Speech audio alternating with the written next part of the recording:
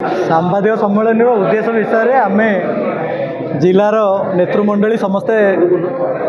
संपूर्ण भाव में आपण मानक अवगत कर चाहे जदि आपण मैंने पचार पुणी मुझे कथा दोहराइबा चाहे जे आज राज्य में संपूर्ण भाव में आईन श्रृंखलार स्थिति परिस्थिति सृष्टि होती आईन श्रृंखला नाई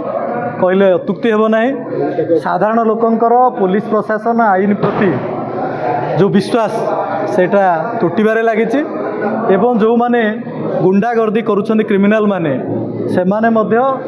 पुलिस प्रशासन को डरू नाहांती भ्रुक्षेप करू नाहांती एवं सरकार हतभाग होइछन्ति ए कथा को मर्मरे आमे ढेंकानाल कथा कहिछु पुरीर कथा कहिछु गंजामर कथा कहिछु नयागढ़ जिलार ओडगाँ एवं गणिया गतकाली एवं आज जो घटना घटी से विषय में कहीचु तेणु जेतेबेले आईन श्रृंखला विपर्यस्त हो रही महिला माने सुरक्षित नहांती महिला हिंसा निर्यातना बढ़िबारे लागिछि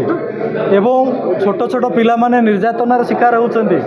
पुलिस ऑफिसर सुरक्षित निजे भी मन करूना जेतेबेले एभली परिस्थिति सृष्टि होइछि सेतेबेले कोठे ना कोठे जो ओडिशार जो मान सम्मान थिला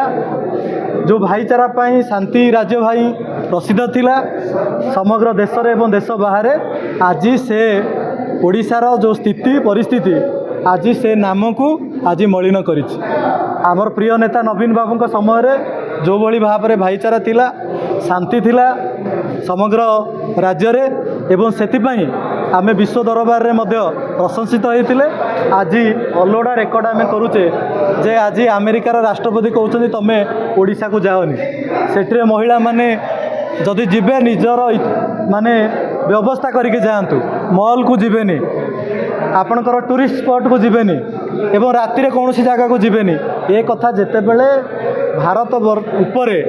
जो राज्य स्वतंत्र ना थिला तार भाईचारा पई ता उपरे टिप्पणी आसुची कोठे ना कोठे आमे अलोड़ा रेकर्ड करुचे आमर समग्र विश्व रे एवं देश रे ओडिशार जो रही ना सेटा मलिन होउची तेणु से आज ये जो प्रेस मीट कराई माध्यम आपण माध्यम आमे पुलिस प्रशासन को एवं प्रशासन को चेते देवाक चाहूँ जे जो भली भाव में राज्य में आईन श्रृंखलार परिस्थिति सृष्टि होती निश्चित भाव में नियंत्रण को नियंतु साधारण लोक न्याय पाऊ एवं महिलाटी तार सम्मान पाऊ से आज प्रेस मीट कराई जदि एथिरे सरकार विफल रुहंती आगामी दिन में निश्चित भाव में विजु जनता दल राजरास्ता को आसिबो एवं 14 तारिख दिन मध्य ए संपर्कित एक मेमोरेंडम आमर एसपी नयागढ़ को मध्य दबार मध्य विजु जनता दल तरफ कार्यक्रम रही जहाँकि आपण माध्यम मुझे जनई देवाक चाहे।